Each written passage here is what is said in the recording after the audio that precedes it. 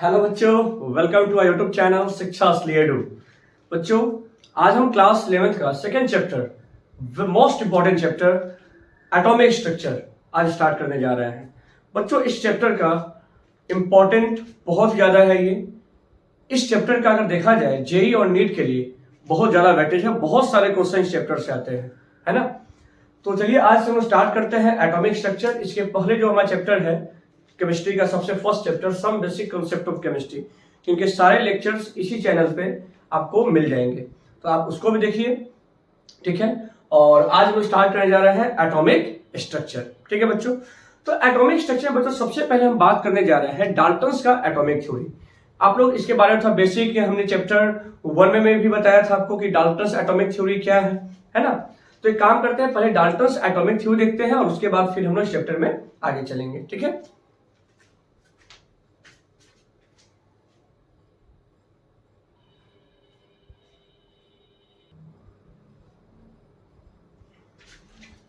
हाँ तो बच्चों, डाल्टन्स एटॉमिक थ्योरी है ना।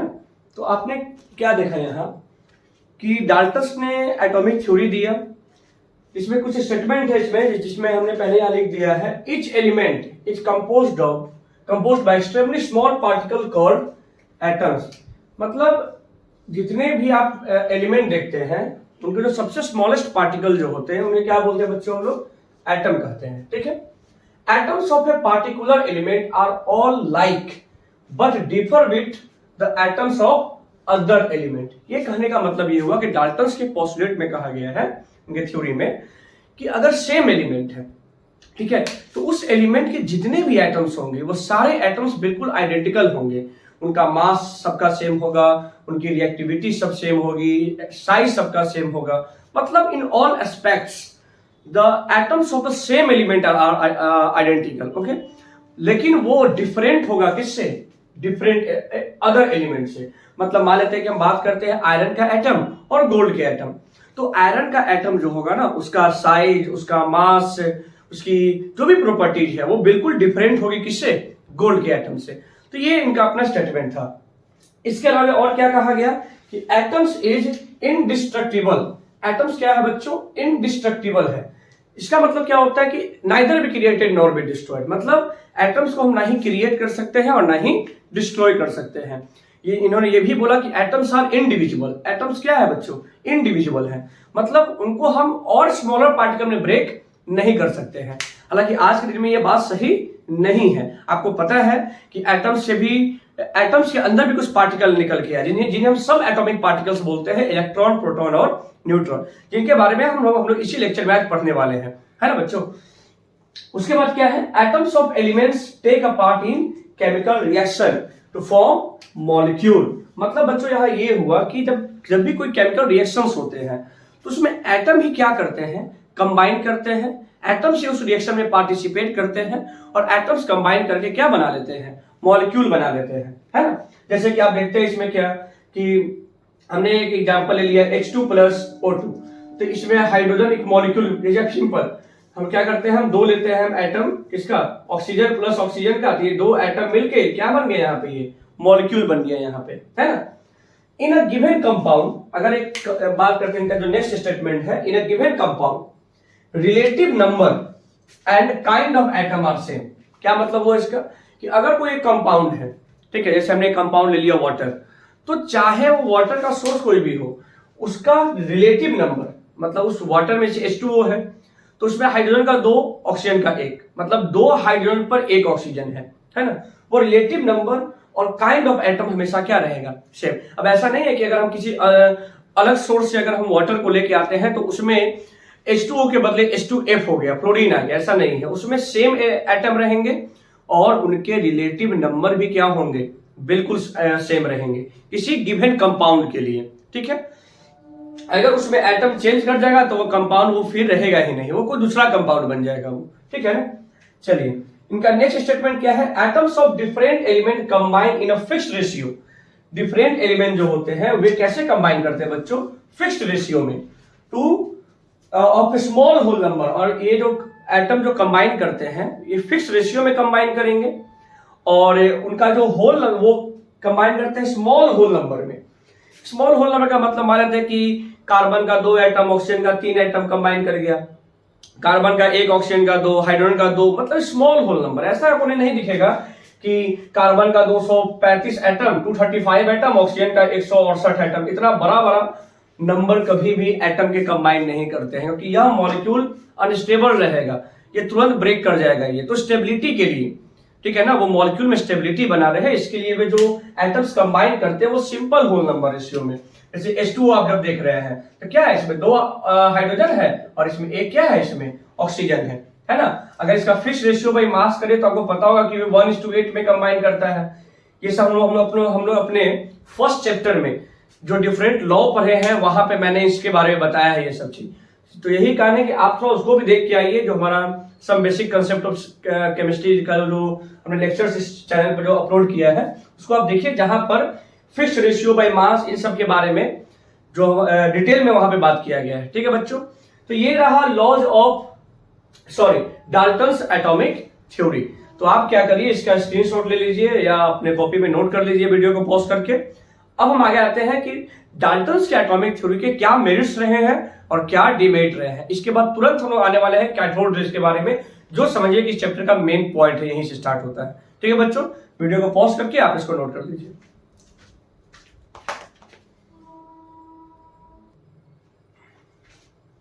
देखिए बच्चों, अब बात करने जा रहे हैं हम लोग किसके बारे में, merits and demerits of Dalton's atomic theory. जैसे अभी हमने जस्ट पढ़ा कि डाल्टन्स ने अपना एटॉमिक थ्योरी दिया, तो अब हमें इसमें यह जानना है कि डाल्टन्स का जो थ्योरी जो था उसके क्या मेरिट्स रहे हैं, क्या क्या स्टेटमेंट बिल्कुल सही है जो आज भी वैलिड है ना। और फिर हमें जानना है इनके डिमेरिट्स के बारे में कि इनके स्टेटमेंट में, इनकी थ्योरी में वो कौन कौन से ऐसे स्टेटमेंट है जो आज वैलिड नहीं है ना। देखिए जैसे क्या है, इनके मेरिट्स में बोलता है Dalton's theory explain the law of conservation of mass and other laws of chemical combination. Dalton's का एटॉमिक थ्योरी है जो बच्चों, वो जितने भी लॉ ऑफ जो लॉ दिए गए हैं कि केमिकल कॉम्बिनेशन का, लॉ ऑफ कंजर्वेशन ऑफ मास या और भी जो लॉ है जैसे law of definite proportion, reciprocal proportion, वो सारे लॉज को वैलिड करता है, वो सही है।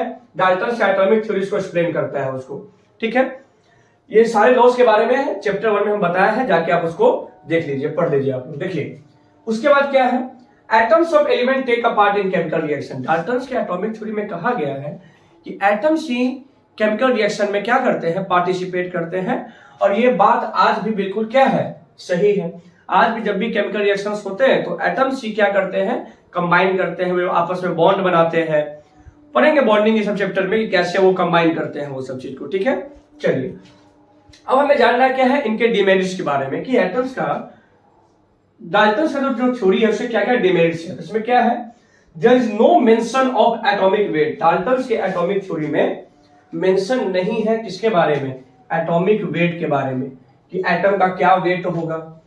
इनका जो लॉ है, जो थ्योरी दिया गया है, वो लॉ ऑफ डेफिनिट प्रोपोर्शन जो है, डेफिनिट प्रोपोर्शन, ये फेल होता है कब, जब हम एटम के आइसोटोप्स की बात करते हैं। ठीक है ना, जब एटम का आइसोटोप्स होगा तो आपको पता है आइसोटोप्स क्या होता है, एटम ऑफ सेम एलिमेंट जिसके एटॉमिक नंबर सेम हो, बस मास नंबर डिफरेंट हो जाए, डिफरेंट मास हो जाए। तो डेफिनिट प्रोपोर्शन बताया गया था कि एटम्स जो है वो definite ratio, definite proportion by mass में ही कंबाइन करते हैं। जैसे वाटर की बात करें तो 1:8, लेकिन अगर हम यहाँ ऑक्सीजन के आइसोटोप्स ले लेते हैं तो फिर वो रेशियो 1:8 नहीं रहेगा, वो रेशियो चेंज कर जाएगा, है ना। तो ऐसा क्यों हुआ, मतलब आइसोटोप्स को एक्सप्लेन नहीं कर पाए, ऐसा क्यों हो रहा है, आइसोबार ये सब चीज में वहां पे फेल कर गए। Could not explain why do atoms of same element combine. अब जैसे कि सेम एलिमेंट के जो एटम्स है वो आपस में क्यों कंबाइन करते हैं, वो क्या कारण है इसके पीछे। जैसे हाइड्रोजन के एटम वो आपस में कंबाइन करके क्या बना लिए, H2 मॉलिक्यूल बना लिया, ऑक्सीजन के एटम, तो इसके पीछे क्या लॉजिक है, क्या ऐसा कारण है कि वो दोनों एटम्स कंबाइन कर पा रहे हैं। इनके पास ना कोई एक्सप्लेनेशन नहीं था। तो ये सब बच्चों रहे मेरिट्स और किसके बारे में, डिमेरिट्स के बारे में डाल्टन्स के एटॉमिक थ्योरी का। ठीक है, अब हम लोग पढ़ने जा रहे हैं मेन पॉइंट, और वो है कैथोड रेज। कैथोड रेज की ही डिस्कवरी से हुआ है बच्चों इलेक्ट्रॉन की डिस्कवरी। अब हमारा आगे का जो भी टॉपिक है वो discovery of electron proton and neutron. जैसा डाल्टन ने कहा था कि एटम्स जो है वो इंडिविजुअल है, लेकिन आज पता है कि एटम्स के अंदर भी सब एटॉमिक पार्टिकल्स होते हैं, इलेक्ट्रॉन, प्रोटॉन और न्यूट्रॉन। तो चलिए जानते हैं हम लोग डिस्कवरी ऑफ इलेक्ट्रॉन और उसके पहले कैथोड रेज के बारे में। ठीक है बच्चों, जल्दी से आप इसको वीडियो को पॉज करके आप इसका स्क्रीनशॉट ले लीजिए आप लोग।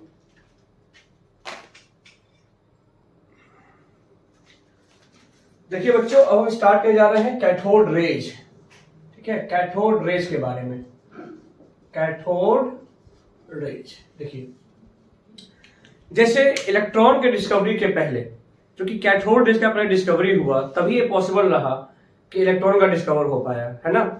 कुछ ऐसे खास कैलकुलेशन हैं जो जे थॉमसन ने किया, जिसके कारण आज इलेक्ट्रॉन के डिस्कवरी का पूरा क्रेडिट जे थॉमसन को जाता है। हम लोग पढ़ेंगे कि वो किस तरीके से चार्ज बाई मास रेशियो निकाले, क्या उनका तरीका था। ठीक है बच्चों, देखिए तो हम बात करते हैं सबसे पहले कैथोड रेज। तो ये क्या है, ये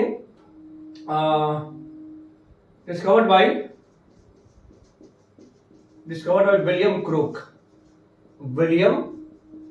विलियम क्रूक ने लैब में सबसे पहले बनाया है किसको, कैथोड रेज को। देखिए कैथोड रेज में होता क्या है ना, जैसे सबसे पहले इसको हम लोग CRT एक्सपेरिमेंट भी बोलते हैं बच्चों, cathode ray tube experiment, CRT experiment, या इसको एक और नाम से जानते हैं हम लोग जैसे कि डिस्चार्ज ट्यूब एक्सपेरिमेंट, है ना। देखिए इसमें क्या है बच्चों, इसमें सबसे पहले एक ऐसा हम लोग डिस्चार्ज ट्यूब लेते हैं ग्लास का। ठीक है, इसका लेंथ लगभग 60 सेंटीमीटर के आसपास होता है, इसका लेंथ 60 सेंटीमीटर। ठीक है बच्चों, अब उसके बाद हम लोग इसमें क्या लेते हैं, एक ऐसा हाई वोल्टेज कैथोड, एक एनोड होता है। ठीक है, ठीक है। अब देखिए क्या है, हम इसको क्या करेंगे, बैटरी के हाई वोल्टेज लगभग 10,000 वोल्ट, कितना बच्चों, 10,000 वोल्ट, 10,000 वोल्ट, 10,000 वोल्ट, है ना। और ये अगर बैटरी का पॉजिटिव टर्मिनल है और ये क्या है, ये नेगेटिव, तो इसको क्या बोलेंगे बच्चों हम लोग, पॉजिटिव टर्मिनल है तो ये एनोड होगा, और ये क्या होगा, काम करते हैं इसको हम बना लेते हैं इधर पॉजिटिव, इसको हम क्या बना लेते हैं, एनोड। क्या बना लिया इसको, बैटरी का पॉजिटिव टर्मिनल से कनेक्ट है ये एनोड, और ये क्या है यहाँ कैथोड। ठीक है बच्चों, ऐसा कुछ था। इसका लेंथ 60 सेंटीमीटर, वोल्टेज कितना हो गया, 10,000 वोल्ट। ठीक है, अब देखिए क्या होगा, इसके अंदर हम गैस लेते हैं, इसके अंदर हम गैस लेते हैं वेरी लो प्रेशर, और यहाँ पे एक लगाते हैं वैक्यूम पंप। क्या लगाते हैं यहाँ, जो इसके अंदर के प्रेशर को मेंटेन करता है, ये वैक्यूम पंप है, ये वैक्यूम पंप। ठीक है, अब देखिए क्या है, अब इसके अंदर गैस लिया गया है, कौन सा, हाइड्रोजन गैस। ठीक है, at very low pressure, at very low pressure, pressure लगभग समझिए कि इसका प्रेशर 0.001 atm, लो प्रेशर, मतलब इसके अंदर गैस के मॉलिक्यूल्स काफी क्या है, कम है। ठीक है, प्रेशर कम है, मतलब हाइड्रोजन गैस के मॉलिक्यूल बहुत कम होगा। ठीक है, उसके बाद हाई वोल्टेज सप्लाई किया गया, तो हमने क्या देखा, और हमने एनोड के तरफ यहाँ एक हमने लगा लिया, यहाँ पर क्या, इसको बोलते हैं फ्लोरोसेंट स्क्रीन। क्या बोलते हैं बच्चों, फ्लोरोसेंट स्क्रीन, फ्लोरोसेंट स्क्रीन। ठीक है, जो किसका बना होता है, ये बना होता है जिंक सल्फाइड का। अब क्या होता है फ्लोरोसेंट स्क्रीन, तो समझ लीजिए फ्लोरोसेंट स्क्रीन एक ऐसा स्क्रीन होगा जिस पर जब कोई पार्टिकल स्ट्राइक करेगा तो वह पोर्शन, वो जो स्पॉट होता है ना, जिस स्पॉट पर पार्टिकल स्ट्राइक कर रहा है वो ब्राइट करता है, वो चमकता है, वो शाइन करता है वो। तो ऐसे स्क्रीन को क्या बोलते हैं बच्चों हम लोग, फ्लोरोसेंट स्क्रीन, जो बना होता है जिंक सल्फाइड का। ठीक है, तो हमने क्या देखा कि जब ऐसा कोई सेटअप तैयार किया गया तो इनविजिबल रेज, ऐसा रेज इनविजिबल जो स्टार्टिंग में दिखाई नहीं दिया, हमने क्या देखा कि यहाँ पर वो बिल्कुल ग्लो कर रहा है, वो शाइन कर रहा था।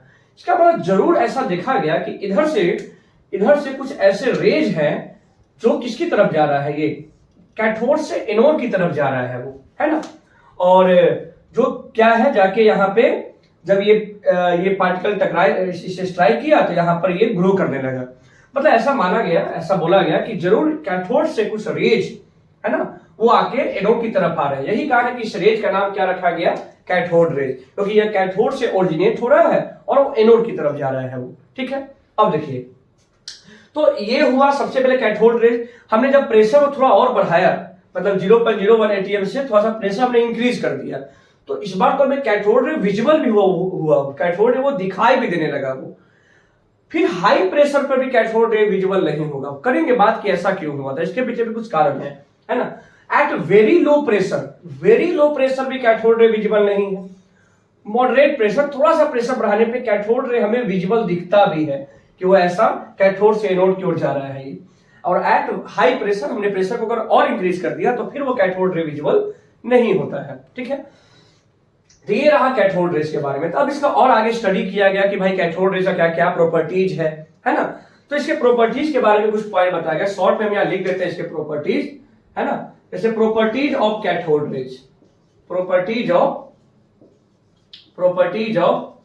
कैथोड रेज, क्या क्या प्रॉपर्टीज था इसका। तो पहला प्रॉपर्टीज में यही बोल सकते हैं इसमें हम कि ये कहा इट ऑरिजिनेट फ्रॉम, या इसको बोल सकते हैं it move from cathode to, it travels from cathode to anode. तो किसकी तरफ जा रहा है, कैथोड से एनोड की तरफ। Travel in straight path, cathode ray कैसे ट्रैवल करते हैं बच्चों, स्ट्रेट पाथ में। कैसे मालूम चला कि एक स्ट्रेट पाथ में ट्रैवल करता है ना। तो हुआ क्या ना कि जब हमने कैथोड रे के रास्ते में हमने एक ओपेक ऑब्जेक्ट डाला, ओपेक ऑब्जेक्ट जैसे मान लेते कोई भी हमने यहाँ यही एक मार्कर जो ओपेक ऑब्जेक्ट हमने इसका डाल दिया, तो हमने क्या देखा कि इस कैथोड रे इस ऑब्जेक्ट का, इस ओपेक ऑब्जेक्ट का शैडो फॉर्म हो रहा था। और शैडो बनने का मतलब होता है ना कि वह स्ट्रेट पाथ में ट्रैवल करता है। पता है कि हम लोग का जो शैडो बनता है तो इसके लिए लाइट का कौन सा प्रॉपर्टी रिस्पॉन्सिबल है, रेक्टिलिनियर प्रोपेगेशन ऑफ लाइट। क्योंकि लाइट स्ट्रेट ट्रैवल करता है, वो ऑब्जेक्ट से टकराया है ना, तो वो चूंकि उसको पेनिट्रेट नहीं कर पाया क्योंकि वो ओपेक ऑब्जेक्ट है, तो वो उसने उस ऑब्जेक्ट का शैडो बना दिया। यह होता है, इसको बोलते हैं रेक्टिलिनियर प्रोपेगेशन ऑफ लाइट। तो हमने क्या देखा कि कैथोड रे भी ऑब्जेक्ट का शैडो बना रहा है, मतलब कैथोड रे कैसे ट्रैवल करता है, स्ट्रेट पाथ में। ठीक है बच्चों, इसके अलावा और बता दें हम कैथोड रेज के बारे में, इसके प्रॉपर्टीज में कि कैथोड रेज जो होते हैं बच्चों, ये क्या करता है, it shows mechanical effect, it shows mechanical effect, या मैकेनिकल इफेक्ट भी देता है, मैकेनिकल इफेक्ट। सबको शॉर्ट में लिख रहे हैं, इसका पीडीएफ नोट्स भी हम डाल देंगे इसी के डिस्क्रिप्शन में, है ना, और डीपीपी भी आपको इसका दिया जाएगा इसका। ठीक है ना। तो मैंने क्या बताया कि कैथोड रेज जो है मैकेनिकल इफेक्ट शो करता है। क्या, कैसे मालूम चला कि इसमें मैकेनिकल इफेक्ट है, तो इसमें देखा गया कि when a very light paddle wheel को हमने कैथोड रे के रास्ते में रखा, है ना, तो हमने क्या देखा कि वो लाइट पैडल व्हील जो है स्टार्ट रोटेटिंग, वो रोटेट करने लगा वो। इसका मतलब कि उसमें मैकेनिकल इफेक्ट आ गया, है ना। मतलब जरूर इस कैथोड रे में काइनेटिक एनर्जी था। क्या था, काइनेटिक एनर्जी। और काइनेटिक एनर्जी ही जब वो लाइट पैडल व्हील से कोलाइड किया तो वो किसमें चेंज कर दिया, मैकेनिकल एनर्जी में। और यहां से ये भी पता चलता है कि चूंकि कैथोड रे में काइनेटिक एनर्जी है, और हमें पता है कि काइनेटिक एनर्जी का फॉर्मूला होता है हाफ mv²। इसके बारे में आप लोग पढ़े भी है, हाफ mv²। नहीं होता काइनेटिक एनर्जी का फॉर्मूला हाफ mv²। इसका मतलब कैथोड रे जो भी है उसके पास मास है, और मास है तो वो कोई पार्टिकल है, क्योंकि मास किसके पास होता है, कोई पार्टिकल के पास होता है। जिसके पास वेलोसिटी है, इसका मतलब उसके पास काइनेटिक एनर्जी है। तो यहां से समझ में आया कि cathode rays are made up of particles. Cathode ray किसके बने हैं, पार्टिकल्स के बने हैं। ठीक है बच्चों। अब यहां पर क्या है, इसमें कुछ और यहां बताया गया कि यह it shows deflection in electric field and magnetic field. क्या बताया गया कि कैथोड रे जो है बच्चों इलेक्ट्रिक फील्ड और मैग्नेटिक फील्ड में डिफ्लेक्शन दे रहे थे। मतलब कि जब इसके सामने क्या किया गया कि हमने इलेक्ट्रिक फील्ड लाया, पॉजिटिव टर्मिनल, नेगेटिव टर्मिनल, मतलब हमने बैटरी के दो टर्मिनल से दो प्लेट बनाया, एक पॉजिटिव और एक नेगेटिव, और इसके सामने यहाँ हम इस डिस्चार्ज के ऊपर ले आए नीचे। तो हमने क्या देखा कि सारे कैथोड रे जो है बच्चों ये डिफ्लेक्शन शो करते हैं। जो पहले स्ट्रेट पाथ में जो सीधा जा रहा था, अब यहाँ पे ग्लो नहीं कर रहा है, इसका मतलब ये स्ट्रेट पाथ में नहीं गया। तो हमने क्या देखा कि यह जो है ना कैथोड रे, ये सारे किसकी तरफ चले गए, किसकी तरफ बेंट हो गई, पॉजिटिव प्लेट की तरफ।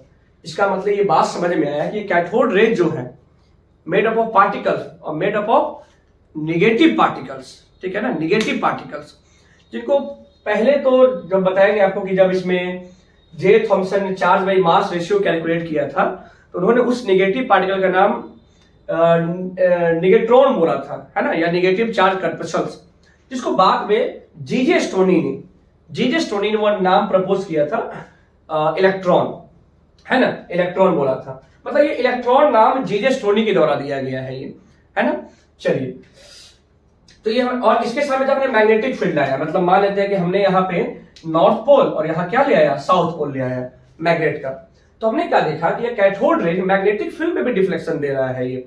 अब ये किधर की ओर बेंड करेगा, ये नॉर्थ की तरफ जाएगा या साउथ की तरफ जाएगा, वो इसके लिए हम लोग फ्लेमिंग्स का लेफ्ट हैंड रूल यूज करते हैं, जिसको आप लोग अपने क्लास 10 में भी पढ़े हैं आप लोग, और आगे भी पढ़ना है फ्लेमिंग्स का रूल ये सब। मतलब आप इसको देख लीजिए, करेंट का डायरेक्शन क्या है, किधर फोर्स लगा है, तो उसके अकॉर्डिंग हम मतलब करेंट का डायरेक्शन, मैग्नेटिक फील्ड का डायरेक्शन क्या है, उसके अकॉर्डिंग हम ये देख सकते हैं कि फोर्स किधर लगता है। तो मैटर यहाँ पर फिलहाल हमें ये समझना है कि मैग्नेटिक फील्ड के भी प्रेजेंस में कैथोड रे क्या शो कर रहा है, डिफ्लेक्शन दे रहा है ये, ठीक है बच्चों।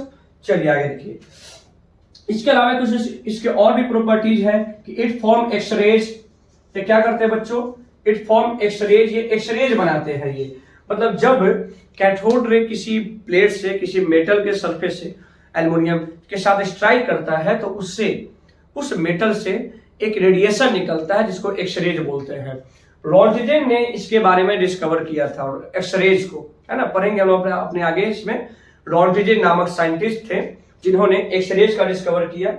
एक्सरेज के पीछे कहानी यही है कि उस समय उस रेज का प्रॉपर्टीज उनको नहीं मालूम था, तो कैसे मैथ में हम लोग एक्स मान लेते हैं, वैसे उस समय उसको एक्स मान लिया गया कि ये कोई एक्स रेज है, और ये नाम चूंकि इतना फेमस रहा कि अब आज भी हम लोग इसको एक्स रेज के ही नाम से जानते हैं, ठीक है बच्चों। इनविजिबल होता है ये भी।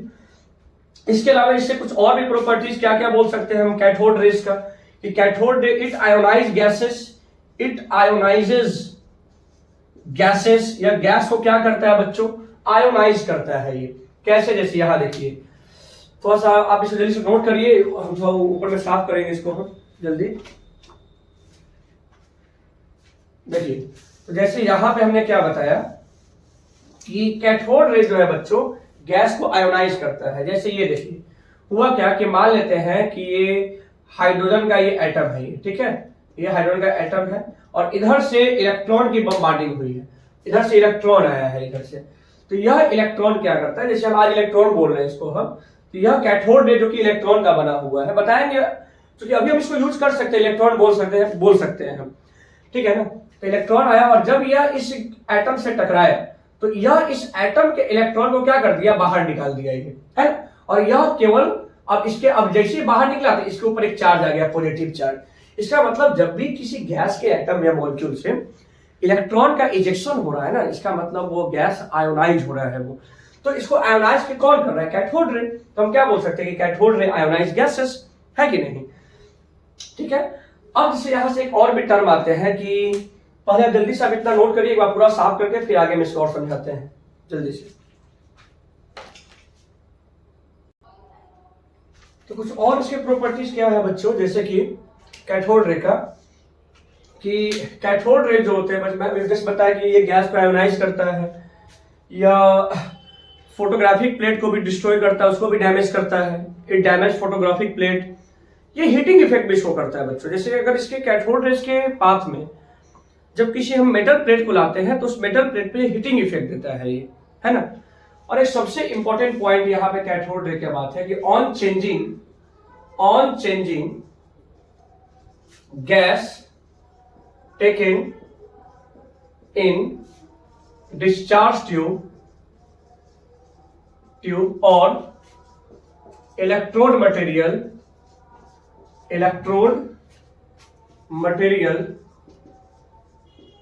properties of cathode rays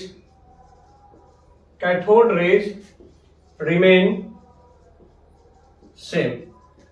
क्या बताया बच्चों यहां पे हम कि अगर हम डिस्चार्ज ट्यूब के अंदर में जो गैस है उस गैस को हम क्या कर दे, चेंज कर दे, या इलेक्ट्रोड मटेरियल को चेंज कर दे। जैसे मान लेते हैं पहले हमारा इलेक्ट्रोड मटेरियल कॉपर का था, हम प्लेटिनम का ले ले, कोई अलग मेटल का ले ले। ऐसा करने पर कैथोड रे के जो भी प्रॉपर्टीज है बच्चों, सब के सब क्या है, सेम रह गए, है ना। यहीं से कैलकुलेट किया गया था बच्चों charge by mass ratio, charge by mass ratio, charge by mass ratio for cathode rays. यह था 1.76 into 10 to the power 11 coulomb पर केजी। हम लोग जैसे जानते हैं यहाँ पर होता है क्या ना कि ये charge by mass ratio calculate किए थे जे थॉमसन ने। इसको कैलकुलेट करने वाले जो साइंटिस्ट का नाम क्या था, जे थॉमसन। उन्होंने और स्टडी किया इसको, और वहां से उन्होंने इलेक्ट्रॉन का, कैथोड रेज का चार्ज बाई मास रेशियो निकाला। आपको बता दें कि जे थॉमसन को ना इलेक्ट्रॉन का चार्ज पता है, ना उनको इलेक्ट्रॉन का मास पता है, लेकिन वे फाइंड कर पाए उनके चार्ज और मास का रेशियो। इसके लिए उन्होंने एक इलेक्ट्रिक फील्ड और मैग्नेटिक फील्ड का यूज किया। देखिएगा आपके एनसीईआरटी में कुछ ऐसा डायग्राम दिया हुआ है ना, जहां पे आपको थोड़ा समझ में आएगा कि किस तरीके से ये उन्होंने ये यूज किया था। जैसे यहाँ पे कैथोड, ये एनोड है ना, कैथोड एनोड, बैटरी ऐसे लगा दिया गया।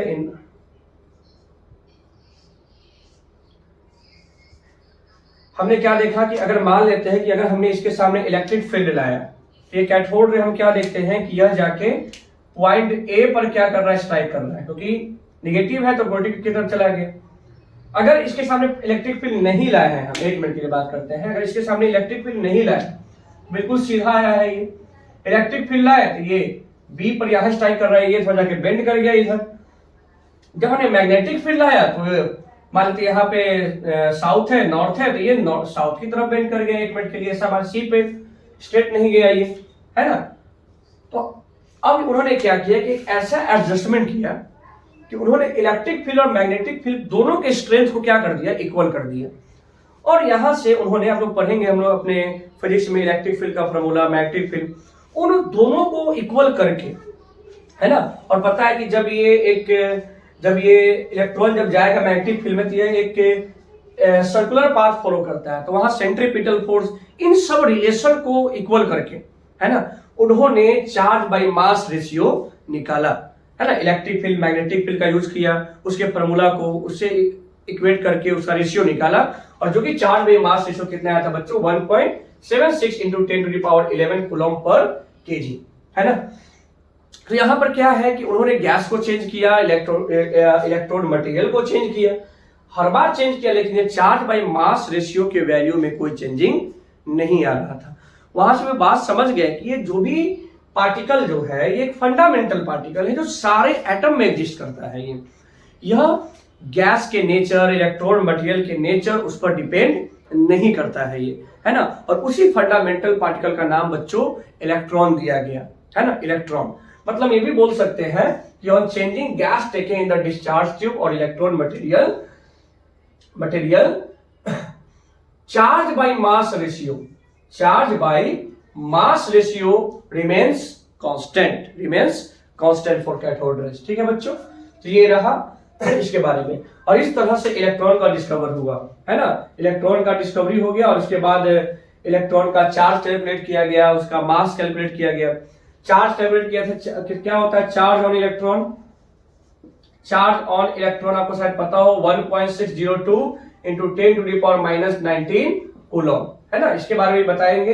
इसको कैलकुलेट किए थे एक साइंटिस्ट जिनका नाम था R.A. मिलिकन। इन्होंने ही इलेक्ट्रॉन का चार्ज कैलकुलेट किया। उनका एक फेमस एक्सपेरिमेंट रहा है ओइल ड्रॉप एक्सपेरिमेंट। पढ़ेंगे, बताएंगे आपको इसके बारे में भी हम। ओइल ड्रॉप एक्सपेरिमेंट के थ्रू बच्चों इन्होंने charge by mass ratio calculate किया। अभी जस्ट इसके बाद हम इसी को समझाने जाते हैं, ओइल ड्रॉप एक्सपेरिमेंट में क्या बताया गया है।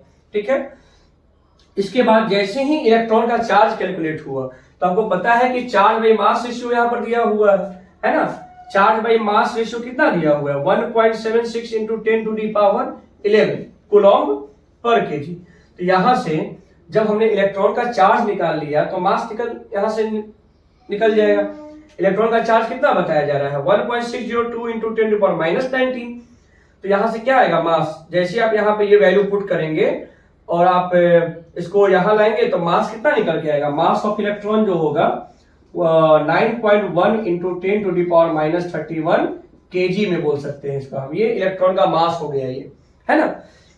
तो इस तरीके से ये सब कैथोड रेज के बारे में कुछ बताया गया है कि कैसे कैथोड रेज को स्टडी किया गया, उसमें कुछ जे थॉमसन का इसमें क्या कंट्रीब्यूशन रहा, कैसे उन्होंने चार्ज में मास रेशियो को समझाया, कैलकुलेट किया और इसके थ्रू वे बता पाए कि कैथोड रे जो है जो निगेटिव पार्टिकल्स का बना है, जो एक फंडामेंटल पार्टिकल है जो सारे एटम सारे इलेक्ट्रॉन मटेरियल में है। अच्छा एक चीज और आपसे पूछा जाए कि what is the origin of cathode रे, यहां पर लिखते हैं, आई होप कि आपको यहां दिखाई दे, origin of cathode ray. Cathode rays का ओरिजिन क्या है, मतलब ये कहां से यह निकल रहा है। तो आपको हम बता दें कि इसका दो ओरिजिन है, एक तो है क्या, इलेक्ट्रोड मटेरियल। क्या है बच्चों, कैथोड रे कहां से इमिट हो रहा है, इलेक्ट्रोड मटेरियल से, है ना। और दूसरा कहां से है, gas taken in discharge tube. एक तो ये बच्चों है इलेक्ट्रोड मटेरियल से और दूसरा कहां से है, ये डिस्चार्ज ट्यूब के अंदर जो गैस लिया गया है। क्योंकि आपको पता है कि देखिए कि एक तो इसके इस सरफेस से भी जो है एटम, ये भी एटम का बना होगा जो मटेरियल होगा, इसके सरफेस से भी क्या निकल रहा है, इलेक्ट्रॉन, ठीक है। और दूसरा जब इसके सरफेस इलेक्ट्रॉन निकला तो इसके रास्ते में है, ये मान लेते हैं गैस, हाइड्रोजन गैस है। तो ये हाइड्रोजन गैस से जैसे ही इलेक्ट्रॉन कोलाइड करेगा तो यहां से क्या निकल जाएगा, इलेक्ट्रॉन, और यह इलेक्ट्रॉन भी आगे भागना शुरू कर देगा। तो ये भी कैथोड रे बन गया, ये भी पूरा एक इलेक्ट्रॉन का स्ट्रीम हो गया कैथोड रे। इसका मतलब आपने क्या देखा कि कैथोड रे के ओरिजिन कहां कहां, एक तो इलेक्ट्रॉन मटेरियल है और दूसरा इसके अंदर जो गैस लिया गया है उस गैस से भी इलेक्ट्रॉन का इजेक्शन हो रहा है और वह इलेक्ट्रॉन भी एनोड की तरफ जा रहा है। तो ये दोनों मिलकर कैथोड रेज बनाते हैं ये, ठीक है बच्चों। तो ये रहा पूरा कंसेप्ट कैथोड रेज के बारे में, ठीक है। और यहां मैंने बताया इलेक्ट्रॉन का मास, इलेक्ट्रॉन का चार्ज कैलकुलेट किए हैं मिल्कन ओयल ड्रॉप एक्सपेरिमेंट से। चलिए थोड़ा जान लेते हैं हम लोग ओयल ड्रॉप एक्सपेरिमेंट के बारे में। तो कागज जल्दी से आप इसको अपने कॉपी में नोट कर लीजिए।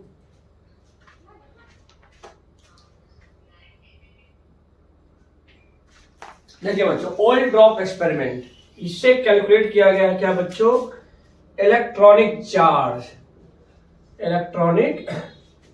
जो कि भी जस्ट बताए भी थे। तो जानते हैं इसके बारे में क्या, किस तरह से आर ए मिल्कन ने कैलकुलेट किया है एक इलेक्ट्रॉन का चार्ज, जो कि आपको पता है क्या होता है, ये 1.6 इंटू 10⁻⁻19 कूलम, ये एवरेज है, एक्यूरेट 1.602 होता है, ठीक है ना। देखिए इसमें क्या है ना कि एक ऐसा सेटअप है ये, और ये यहाँ पे आप देख रहे हैं इसमें ऑयल भरा हुआ है और ये है एटमाइजर, जिसको जब हम प्रेस करेंगे तो इससे एक ऑयल का होता है ना एक एटमाइजर क्या करता है कि ऑयल का बिल्कुल एक काफी स्मॉलर पार्टिकल्स के फॉर्म में वो इसको यहाँ रिलीज करेगा। वो कैसे हम लोग जाते हैं सैलून में तो होता है ना, वो वाटर को जो हमारे बालों पर जो वो करता है, वो क्या बोलते हैं, स्प्रेड करता है वो, इस तरह से एटमाइजर, ठीक है। एकदम वाटर को जैसे वो वाटर को बिल्कुल स्मॉलर पार्टिकल में एकदम स्प्रेड किया, वैसे ही ये भी करता है, एटमाइजर का यही काम होता है, ठीक है। अब इसके अंदर ऑयल भर गया और यहाँ पे आप देख रहे हैं कि ये है बच्चों कैथोड, ये क्या है बच्चों, यहाँ पे ये एनोड और ये क्या है यहाँ, मतलब ये पॉजिटिव टर्मिनल है और ये नेगेटिव टर्मिनल है, ठीक है। अब देखिए होगा क्या यहाँ पर कि जब इसके अंदर हमने देखा कि हमने यहाँ पे काफी टीनी होल्स, काफी छोटा सा हमने एक होल कर दिया है। ऐसा होल किया कि ऐसा हम कोशिश करेंगे कि इससे कुछ ड्रॉप ही, एक ड्रॉप ही क्या हो बच्चों इसमें ऑयल इसके इस होल के थ्रू नीचे है, इतना वो माइन्यूट वो होल्स है, इतना छोटा है वो। और यहाँ पे हमने लिया है एक्सरे का सोर्स।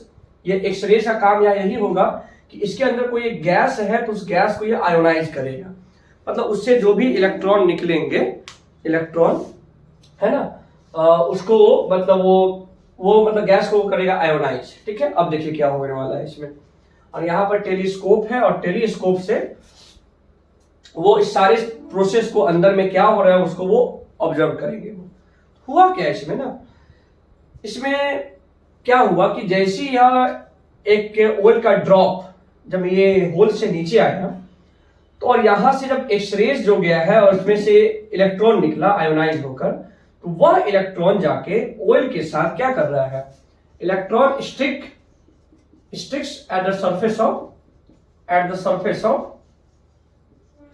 ऑफ ऑयल ड्रॉप जो है उसके सरफेस जाके स्टिक कर रहा है ना। तो उसके ऊपर एक नेगेटिव चार्ज आ जाएगा। कैसा चार्ज आएगा बच्चों, नेगेटिव चार्ज। अब होता क्या है ना कि ये इलेक्ट्रॉन ये ऑयल के ऊपर जैसे नेगेटिव चार्ज आएगा तो ये पहले तो ये ग्रेविटी का नहीं नीचे गिर रहा है। अब इसको कुछ ऐसा एडजस्ट किया गया यहाँ के कि जितना ग्रेविटी लग रहा है उतना ही इलेक्ट्रिक फोर्स भी लगे और यह ऑयल ड्रॉप बिल्कुल बैलेंस्ड हो जाए। पता है ग्रेविटी लगता है mg नीचे की तरफ और यहाँ पर इलेक्ट्रिक फोर्स, दोनों को ऐसा बैलेंस किया गया क्योंकि पता है अगर इसके ऊपर नेगेटिव चार्ज आएगा और यहाँ भी नेगेटिव तो इसको ये नीचे नहीं आने देगा ये रिपल्सन। तो ऐसा एडजस्ट किया गया कि बिल्कुल ऑयल बैलेंस्ड हो गया। और जैसे ही बैलेंस्ड हुआ टेलीस्कोप से हमने देखा कि इस ऑयल के ऊपर कितने इलेक्ट्रॉन स्टिक किए, क्या चार्ज आ रहा है। उन्होंने चार्ज लिखा। यह एक्सपेरिमेंट को बार बार रिपीट करते गए। हर बार वो जब भी ऑयल आ रहा है उसके ऊपर इलेक्ट्रॉन डिपॉजिट हो रहा है, उसका वो चार्ज निकाल रहे हैं, वो चार्ज देख रहे हैं और उसको वो बार बार नोट कर रहे हैं। ठीक है, जब वे ऐसा करते गए तो उन्होंने क्या देखा कि सारा डेटा जो है जितने बार उन्होंने उस ऑयल के ऊपर चार्ज को कैलकुलेट किया, ठीक है, तो उन्होंने क्या देखा कि हर बार वो डेटा एक खास नंबर का इंटीग्रल मल्टीपल आ रहा है। और वो नंबर क्या था बच्चों, 1.6 into 10 to the power -19 coulomb. इसी का इंटीग्रल मल्टीपल आ रहा है। मतलब सबसे स्मॉलेस्ट चार्ज जब उन्होंने देखा तो वो यही है। ठीक है, और हर बार ऑयल के ऊपर जो भी चार्ज आ रहा था वो इसी का 2 टाइम्स 3 टाइम्स 10 टाइम्स 100 टाइम्स जो भी है इसी नंबर का इंटीग्रल मल्टीपल आ रहा है। मतलब ये समझ गया कि सबसे स्मॉलेस्ट चार्ज, सबसे छोटा चार्ज जो इस ऑयल के ऊपर उन्होंने देखा वो ये है। और यही वैल्यू को उन्होंने कहा कि यही इलेक्ट्रॉन का चार्ज होगा, है ना।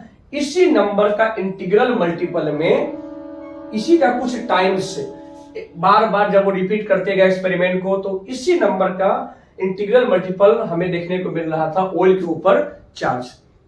मतलब सबसे स्मॉलेस्ट चार्ज यही है और यही वैल्यू एक इलेक्ट्रॉनिक चार्ज है। ठीक है, और मैंने बताया कि जैसे इलेक्ट्रॉन का चार्ज कैलकुलेट हुआ वैसे ही हमने कैलकुलेट कर लिया क्या किया कैलकुलेट मास ऑफ इलेक्ट्रॉन, क्योंकि मुझे चार्ज में मास रेशियो पता था। ठीक है बच्चों, तो ये रहा ऑयल ड्रॉप के बारे में। हालांकि इसके अंदर और भी बहुत सारे मैकेनिज्म है, पूरा डेरिवेशन है, लेकिन अभी वो आपके आउट ऑफ सिलेबस है, उतना अभी उसको डिटेल में नहीं जानना है। ठीक है ना, तो मेन कंसेप्ट जो था हमारा, जो मैंने आपको समझाया कि क्या टेक्निक रहा है। ठीक है बच्चों, तो इसको भी आप अपने कॉपी में नोट कर लीजिए।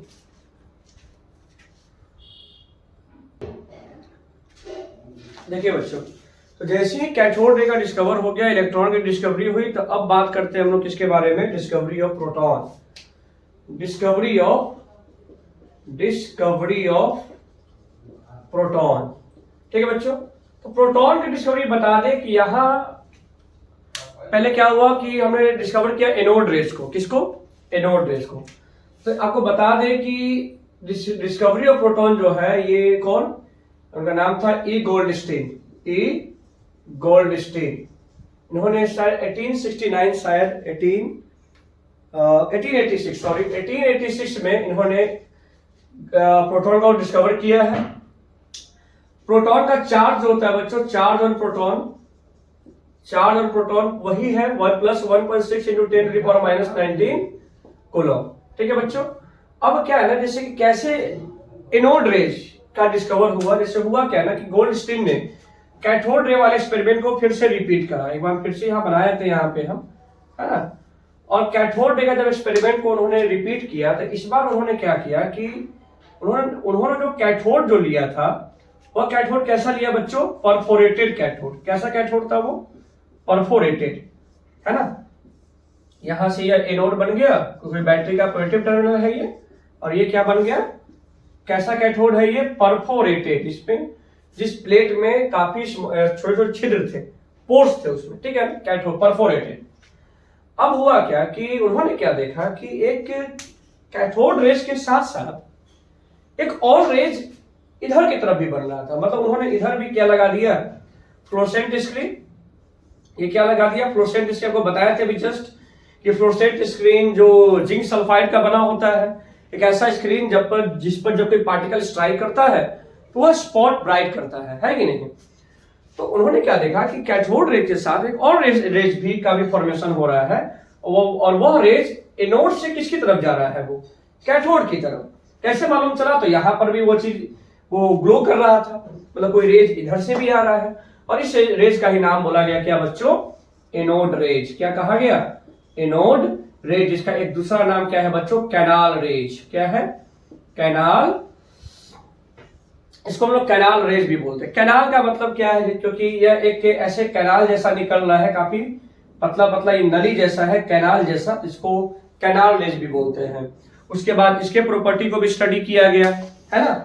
इसका प्रॉपर्टी जब स्टडी करते हैं हम, तो हमने क्या देखा कि जो प्रॉपर्टीज ऑलमोस्ट कैथोड रेज का था वैसा इसमें भी देखा गया। जैसे कैथोड रे स्ट्रेट पाथ में ट्रेवल करता है, एनोड रे भी कैसे ट्रेवल कर रहा था, स्ट्रेट पाथ में। कैथोड रेज जो है यह मैकेनिकल इफेक्ट शो कर रहा था, एनोड रेज के साथ भी यही बात था कि ये भी मैकेनिकल इफेक्ट दिया है ना।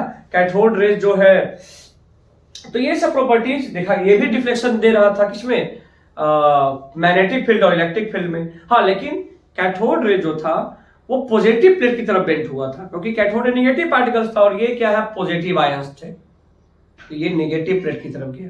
क्या समझ में आया इसका मतलब कि ये सब देखा गया। हाँ, एनोड रेज एक्स रेज का फॉर्मेशन नहीं करते हैं, है ना। कैथोड रे एक्स रेज भी बनाते हैं, लेकिन ऐसा एनोड रेज के साथ नहीं था। तो ये पॉइंट इंपॉर्टेंट होगा ये। अगर इसके ओरिजिन की बात करें कि ये एनोड रे का ओरिजिन क्या है, इसका ओरिजिन, तो अगर हम एनोड रे की ओरिजिन की बात करें बच्चों, तो इसका ओरिजिन है गैसियस आयन। क्या है बच्चों, गैसियस आयंस। ठीक है, जैसे आपको पता है कि मैंने बताया था कैथोड रेज वाले में कि अगर मान लेते यहाँ पे कोई एक गैस है, ये एक गैस है हाइड्रोजन का ये है, और इधर से इलेक्ट्रॉन आया, इलेक्ट्रॉन, तो यह इलेक्ट्रॉन जैसे ही इससे टकराएगा तो इस एटम से क्या इजेक्ट हो जाएगा, इलेक्ट्रॉन। इस एटम से क्या हो जाएगा, इजेक्ट, इलेक्ट्रॉन।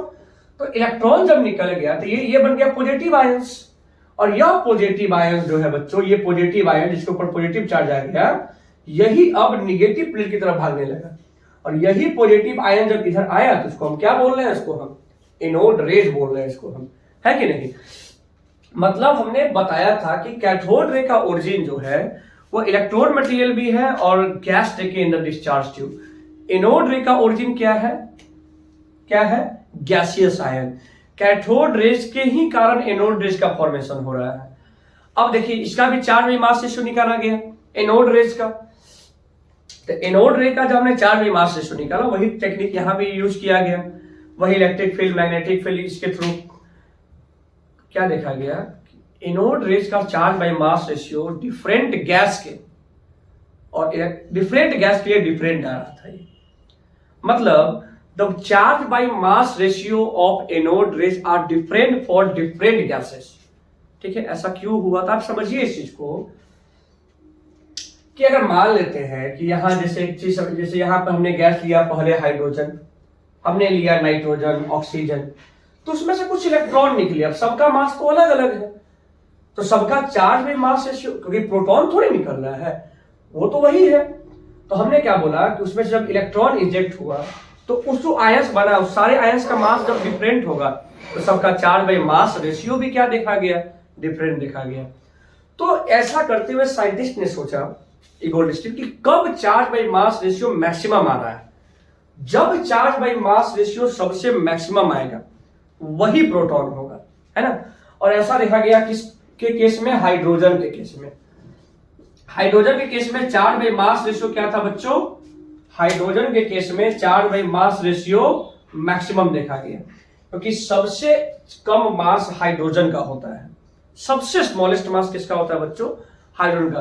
तो वहां ऐसा बोला गया कि जरूर सबसे कम मास है, तो इसमें से जब इलेक्ट्रॉन निकला तो जो बच गया आयन, वो आयंस क्या है, प्रोटॉन है। तभी तो बोलते हैं कि हम H प्लस को प्रोटॉन भी तो बोल सकते हैं। क्यों बोल सकते हैं इसको हम, क्योंकि जब हाइड्रोजन आयन है, इसमें जब इलेक्ट्रॉन का इजेक्शन हो गया तो इसके पीछे क्या बच गया, प्रोटॉन, है ना। इसका मतलब बोल सकते हैं कि cathode rays are made up of electrons. Cathode rays किसके बने हैं? इलेक्ट्रॉन्स के बने हैं। But anode rays are made up of proton only in the case of hydrogen. Hydrogen के केस में एनोड रेज को क्या बोलते हैं? ये प्रोटॉन है और इसका चार्ज में mass ratio approx 9.67 into 10⁻7 coulomb per KG आया था। ये मैक्सिमम है, यही इसका था चार्ज में मास रेशियो, ठीक है ना। अब फिर से यहां से हमने प्रोटॉन का मास निकाल लिया, क्योंकि प्रोटॉन का चार्ज हमें पता है, तो यहां से और इसका चार्ज में मास रेशियो पता है। आपको पता है ना कि जैसे E/m जो है कितना है इसका 9.67 इंटू 10⁻11, यही कुछ अप्रोक्स में है। तो जब हमें इसका चार्ज पता है, प्रोटॉन का चार्ज वही है जो इलेक्ट्रॉन का चार्ज है, बस इलेक्ट्रॉन पे नेगेटिव है और प्रोटॉन पे क्या है बच्चों? पॉजिटिव है ना। तो इस तरह से हमने यहाँ पे चार्ज कैलकुलेट कर दिया इसका, ठीक है बच्चों। यहाँ पे हमने चार्ज क्या देखा, मास कैलकुलेट किया, जो कि मास ऑफ प्रोटॉन जो निकल के आया था बच्चों 1.678 इंटू 10⁻⁻24 ग्राम में। आपको यहाँ बता रहे हैं मास ऑफ प्रोटॉन हो गया ये, और वही -27 kg भी हम यहाँ बोल सकते हैं, ठीक है। अब देखिए, हाँ, अगर हम बात करते हैं एक और इंपॉर्टेंट कि मास ऑफ प्रोटॉन जो है बच्चों, एक चीज ये भी याद रखना है, 1837 times of mass of electron. ये भी आपको नोट कर लेना है। एक प्रोटॉन का मास इलेक्ट्रॉन के मास का इतना टाइम्स है, अप्रोक्स 2000 भी बोला जा सकता है। 2000 गुना भारी है कौन? प्रोटॉन। किससे? इलेक्ट्रॉन से, ठीक है। अच्छा, प्रोटॉन का रिलेटिव मास अगर बात करें हम, प्रोटॉन का रिलेटिव चार्ज, तो ये +1 होगा, और इलेक्ट्रॉन का रिलेटिव चार्ज क्या होगा? -1 होगा, ठीक है ना। तो ये सब रहा किसके बारे में? प्रोटॉन के बारे में, कि कैसे प्रोटॉन का डिस्कवरी हुआ, कैसे समझाया गया। आपने देखा कि इसका charge by mass ratio different gas के लिए डिफरेंट आ रहा था। एनोड रे का ओरिजिन क्या था? तो मैंने बताया इसका ओरिजिन गैसियस आयंस है। यही आयंस इधर की ओर जा रहा है, जो कि एनोड रेज बना रहा है। दूसरा नाम एनोड रेज का कैनाल रेज है। तो इसके बारे में तो यहां तक रहा प्रोटॉन की डिस्कवरी, प्रोटॉन के बारे में कुछ हमने जाना। और अब आते हैं तीसरा सब एटॉमिक पार्टिकल, न्यूट्रॉन के बारे में। तो आप जल्दी से कॉपी में नोट कर लीजिए, ठीक है।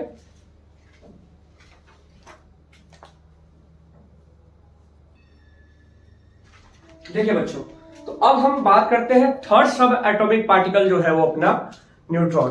जैसे 1920 के आसपास जब रदरफोर्ड ने एटम के बारे में बताया कि एटम ऐसा है ना, मॉडल आया। हालांकि सबसे पहला मॉडल तो थॉमसन ने दिया है, रदरफोर्ड का जो मॉडल आया, तो उसके बाद कुछ मास की बात हुआ, क्योंकि उन्होंने मास का बात किया है। तो उसमें क्या देखा गया कि जब हमने एटम के मास को कैलकुलेट किया, तो उसके लिए हमने प्रोटॉन और इलेक्ट्रॉन के मास को जोड़ा। तो हम क्या देखते हैं कि जो मास एटम का होता है, जो कि पहले से पता था, जो कैलकुलेट किया हुआ था, उसके इक्वल नहीं आ रहा था। इसका मतलब साइंटिस्ट को लगा कि कुछ ना कुछ ऐसा एक सब एटॉमिक पार्टिकल और भी जरूर है जो अभी तक अननोन है, क्योंकि इलेक्ट्रॉन के मास और प्रोटॉन के मास को ऐड करने पर जो एटम का मास जो होता है वो उसके इक्वल नहीं आ पा रहा था। और उनका पहले से भी प्रिडिक्शन था कि जो भी पार्टिकल्स होंगे ये होंगे न्यूट्रल। तभी ऐसा क्यों? क्योंकि डाल्टन का पोस्टुलेट जो था एटॉमिक थ्योरी में कि एटम्स जो है वो इलेक्ट्रिकली न्यूट्रल है, तो एटम्स का न्यूट्रलिटी बिहेवियर मेंटेन रह सके, इसके लिए तीसरा सब एटॉमिक पार्टिकल का न्यूट्रल होना जो वो न्यूट्रल नहीं होगा, क्योंकि अगर वो पॉजिटिव चार्ज हो गया तो एटम पे ओवरऑल पॉजिटिव चार्ज आ जाएगा। अगर वो तीसरा सब एटॉमिक पार्टिकल नेगेटिव चार्ज निकल गया तो ओवरऑल वो नेगेटिव चार्ज हो जाएगा। तो इसके लिए देखा, मतलब क्या बताया गया कि एटम जो भी है, तीसरा जो पार्टिकल जो आएगा वो जरूर क्या होगा? न्यूट्रल होगा। बस इसको एक्सप्लेन करना था सही तरीके से। तो इसके लिए आए कौन? इनके साइंटिस्ट जिन्होंने इसको डिस्कवर किया, उनका नाम है जेम्स चैडविक। इनका वो एक्सपेरिमेंट बताते हैं कि किस तरीके से इन्होंने न्यूट्रॉन का डिस्कवर किया है, ठीक है बच्चों। देखिए, बहुत रिसेंट डिस्कवरी है, 1932 में, बहुत साल बाद समझिए कि ये न्यूट्रॉन का डिस्कवर हुआ है। ये मैंने बताया ना 1886 में प्रोटॉन है, और लगभग 40 साल के आसपास ये समय है किसका? न्यूट्रॉन का डिस्कवरी का। अच्छा, न्यूट्रॉन का जब ये सब डिस्कवर हुआ, मास निकाला गया, तो न्यूट्रॉन का मास लगा लिए थे यहाँ पे। मास ऑफ न्यूट्रॉन जो था ये 1.676 इंटू 10⁻⁻27 kg slightly heavier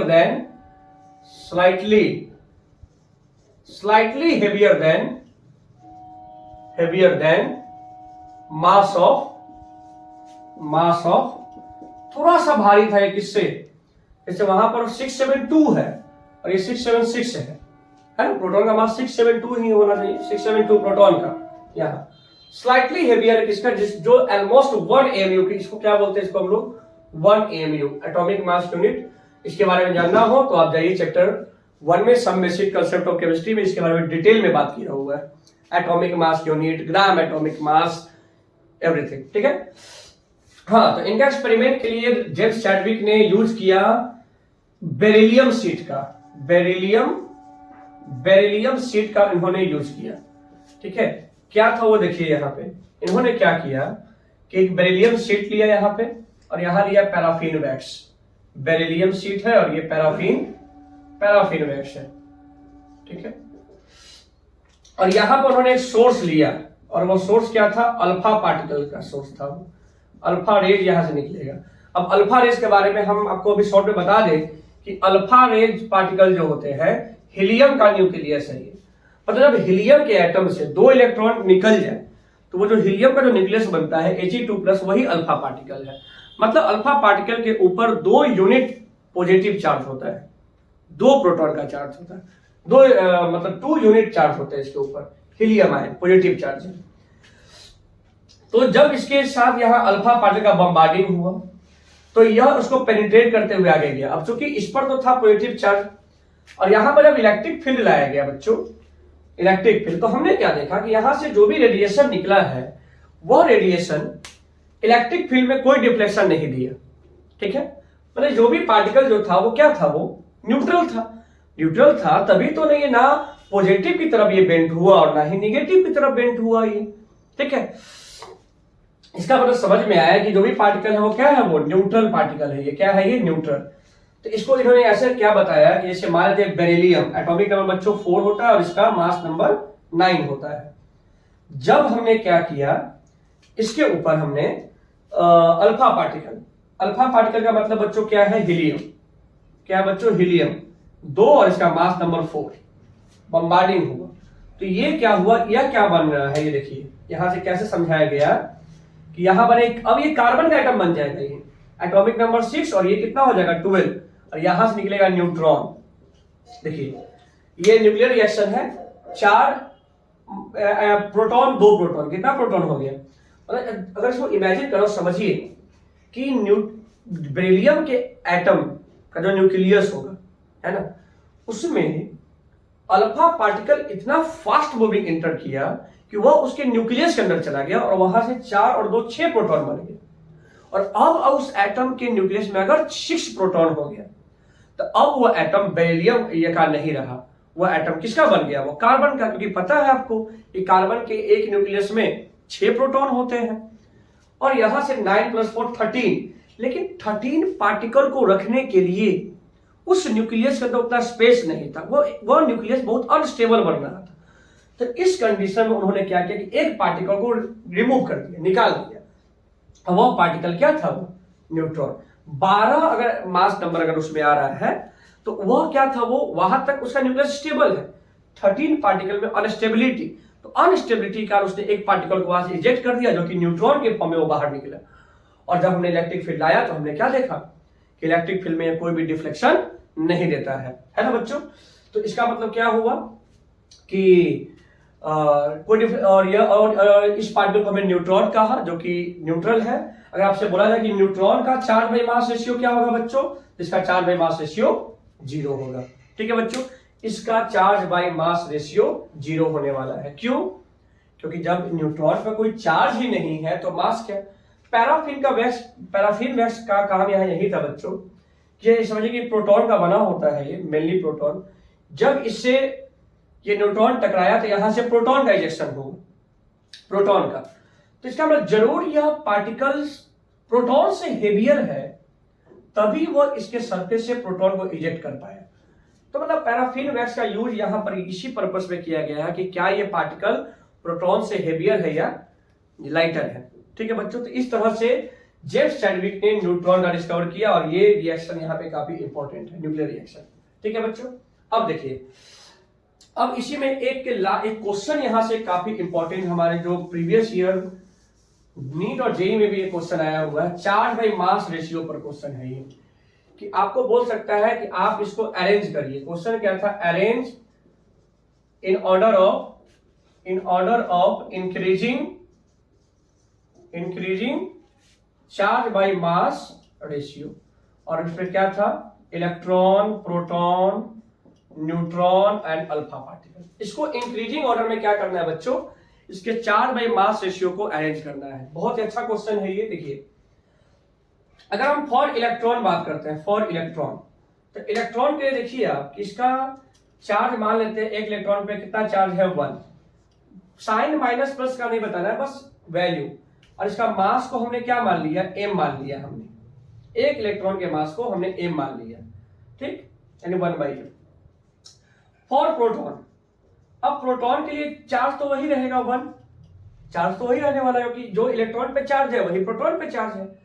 लेकिन प्रोटॉन का मास 800 इतना टाइम्स होगा, मैंने बताया है ना कि प्रोटॉन का मास इलेक्ट्रॉन के मास का इतना टाइम्स होता है, 1837। ठीक है, अच्छा, न्यूट्रॉन की बात करें हम, फॉर न्यूट्रॉन, इसका चार्ज बाय मास रेशियो तो 0 आएगा, मैं जस्ट बताया है, क्योंकि कोई चार्ज ही नहीं है इसके ऊपर। और अल्फा पार्टिकल की बात करें हम, फॉर अल्फा पार्टिकल, तो अल्फा पार्टिकल का मतलब बच्चों क्या होता है, हीलियम का न्यूक्लियस। और हीलियम के न्यूक्लियस में टोटल 4 क्या होते हैं इसके पास, 2 प्रोटॉन और 2 न्यूट्रॉन, मतलब और दोनों का मास लगभग बराबर है। तो हम ऐसा बोल सकते हैं कि इसके पास 4 प्रोटॉन का मास है, और चार्ज कितना हो जाएगा इसके ऊपर, 2, क्योंकि एक प्रोटॉन के ऊपर 1 + 1 1 चार्ज, तो जब इसके ऊपर 2 प्रोटॉन का चार्ज है तो 2, और इसका मास क्या बोलेंगे हम, 4 × 80 इतना टाइम्स। ठीक है, क्योंकि एक प्रोटॉन का मास इतना m है, तो 4 प्रोटॉन का मास इतना। अब देखिए 2 बार कट गया ये। अब आपको चेक करना है कि इसमें इंक्रीजिंग ऑर्डर में सबसे छोटा वैल्यू क्या है, सबसे कम चार्ज में मास जो किसका है बच्चों, तो ये न्यूट्रॉन का। ठीक है, उसके बाद देखिए, उसके बाद अगर हमारे सब में से m हटा दें, हम रेशियो निकाल रहे हैं, तो ये सब ये बड़ा वैल्यू है ना, ये क्या है, उसके बाद ये छोटा, सबसे बड़ा यही लग रहा है। देखिए क्या है, आपको पता है डिनोमिनेटर में जितना वैल्यू बड़ा होगा, ओवरऑल वैल्यू उतना ही छोटा हो जाएगा। मतलब न्यूट्रॉन के बाद क्या हो जाएगा बच्चों, अल्फा, अल्फा के बाद क्या हो जाएगा, प्रोटॉन, और सबसे बड़ा वैल्यू क्या हो जाएगा इसका। और ये करेक्ट ऑर्डर होगा किसका, चार्ज बाय मास रेशियो का, है ना। तो ये क्वेश्चन एक अच्छा है, आई होप कि आपको समझ में आ गया हो ये। ठीक है बच्चों, तो इस लेक्चर में इतना ही छोड़ देते हैं हम।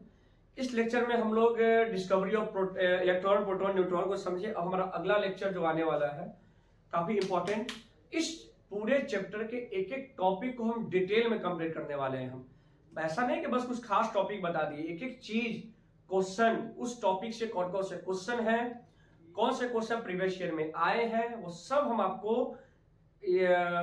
मतलब ये इस पूरे वीडियोस में आपको मिल जाएगा। आपको वो जैसे जब हमारा आगे टॉपिक स्टार्ट होगा, इलेक्ट्रोमैग्नेटिक रेडिएशन, फोटो इलेक्ट्रिक, मतलब ये मैक्स क्वांटम थ्योरी जो भी है, ठीक है ना।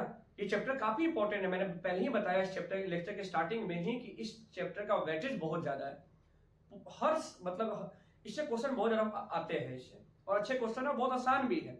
अगर आप इसे कंसेप्ट को एक बार समझ गए तो बहुत जल्दी आप क्वेश्चन बना लेते हैं इसका। ठीक है, तो बस इस लेक्चर में इतना ही रहेगा। अब मिलते हैं अपने नेक्स्ट लेक्चर में हम लोग एटॉमिक मॉडल, इसके बाद होगा थॉमसन का मॉडल, और थॉमसन के मॉडल में वो कौन सा ड्रॉबैक हुआ, उसके बाद काफी इंपॉर्टेंट बात करने वाले रदरफोर्ड का एक्सपेरिमेंट, गोल्ड फॉल एक्सपेरिमेंट, और उनका मॉडल क्यों फेल हो गया, फिर नील बोहर, तो ये सब कैसे जो चला है, इन सारे चीजों पे हम लोग अपने नेक्स्ट लेक्चर में बात करेंगे। ठीक है बच्चों, तो इसमें इस लेक्चर में बस इतना ही रहेगा। अगर आपको हमारा ये लेक्चर पसंद आ रहा हो, अगर आपको हमारा लेक्चर में अच्छे समझ में आया हो, दोस्तों के साथ शेयर करिए, लाइक करिए, और मुझे आपकी सपोर्ट की आवश्यकता है। ठीक है बच्चों, थैंक यू सो मच।